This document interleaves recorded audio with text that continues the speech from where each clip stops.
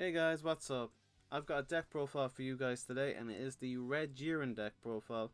This deck, even though it's not the best deck of the format, and I wouldn't say red is the competitive color for this format, I think if you want to play red going into next format, you're getting some good support from Realm of the Gods, which is not in this profile. But I do think red is going to be a lot stronger going into next format, and you might not have the money for the next Goku deck coming out. So I think if you want to play red and you want to stay competitive, I think Jiren is a nice budget deck that none of the cards in this, especially after a few reprints, will break the bank. So I think this is definitely a deck you should look out for.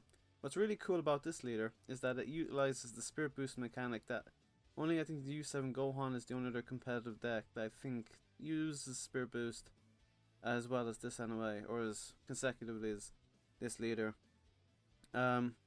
Once per turn, if you're unfamiliar with this leader, you can add one card from your life and you essentially search a Universe 11 with an energy cost of 1 and play in rest mode.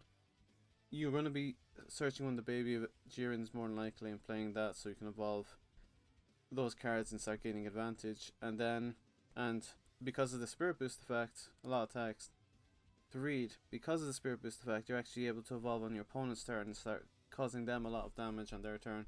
And it does work quite well. Then, when you want to awaken, you untap one, and you draw one when your life is a 4. Pretty standard stuff. When this card attacks, it draws one card, and then when you evolve, this card gains 5,000 attack. So it can go up to 25,000 attack for the turn. That can happen on your turn or your opponent's turn.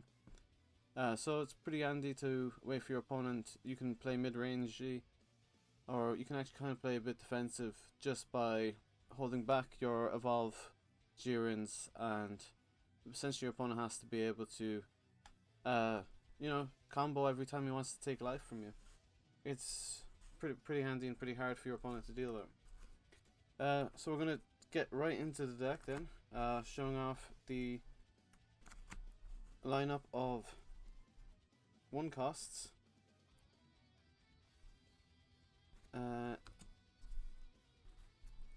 There is going to be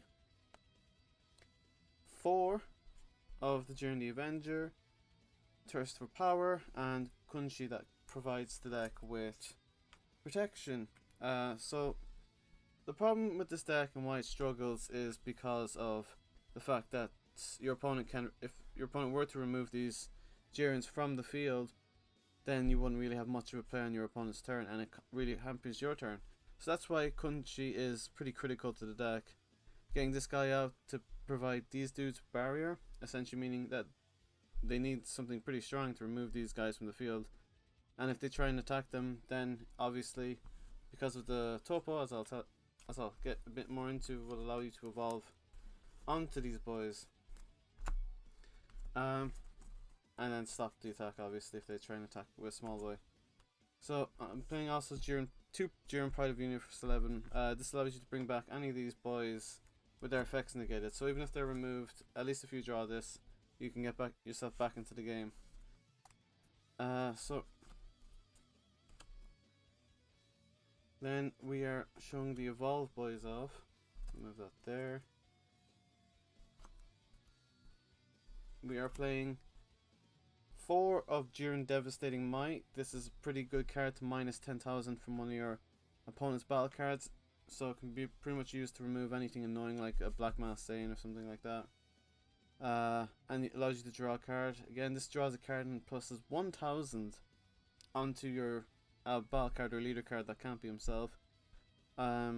Which you would normally kind of select your leader because this would go up to 21,000 when this comes out, either on your turn or your opponent's turn, and he has dual attack. He also has a protection effect that doesn't come up a lot. Basically, if you were to evolve him on top of, let's say, the Jiren Devastating Might, you could remove those cards to stop him from being removed. A lot of the time I just want to get him out, but if you're playing a guy who has a lot of removal, it's worth investing in keeping or evolving him over the level 4, just so you don't have to worry about him being removed. Jiren Unseen Potential, he's probably the card. These two are probably going to cost you the most because this is a promo card and this is an SR, but they're still not very expensive. This card is a searcher, and that's really all he does. Search 7 and you get to add a Universe 11 card. So that can actually add you your topo. Not the Unison, but the card that negates and stops your opponent from attacking, or they have to discard 2 to attack. So that's pretty handy. Look at the top 7 cards from top of your deck, add up to 1 red universal card, then shuffle your deck, and then you have to put 1 card from your hand back. So that's pretty handy. And then here's your win con being Zen of Power. You essentially tap 2, evolve them onto one of these 3, and then you get to essentially remove a card from your opponent's field because it minuses 35,000, and there's not an awful lot your opponent's going to have on field that has 35,000 power, and it ignores barrier as well, so that's pretty handy. And then you can place 1 card under this card in its owner's drop area and switch back to active mode. So essentially it's got dual attack, unless, well, it's got dual attack twice, but you're not really going to be using it more than twice. Like, it'd be strange if it took you 3 times to kill your opponent with this boy. I've never really, he's never really lost more than a turn. I'm only playing the Topo Unison, because even though I think the Piccolo Unison is very strong, I don't feel like I want to have it on the field because I want to utilize the Spirit Boost as much as possible, and this guy facilitates it quite well. You can play the Piccolo one, there's no problem with that, especially if you want to get some more cards. He's handy for drawing cards and stopping counterplays. But for me, I just wanted to focus on the Spirit Boost and evolving and making sure that I was able to at least once per turn, essentially on my opponent's turn, is when I found I was doing most of my evolving. So getting that one essentially free evolve was quite crucial in getting some results. So it's a very good card. I'd recommend playing this. We're playing 1 of this Cocoette, and I don't know if that's how you pronounce it, and then 3 Raditz. This is the best super combo for red, and I'm just playing this because you can search it if you're in desperate need. Or from this, when you have a super combo, you can add it to your hand. And the Spirit Boost effect doesn't really ever come up.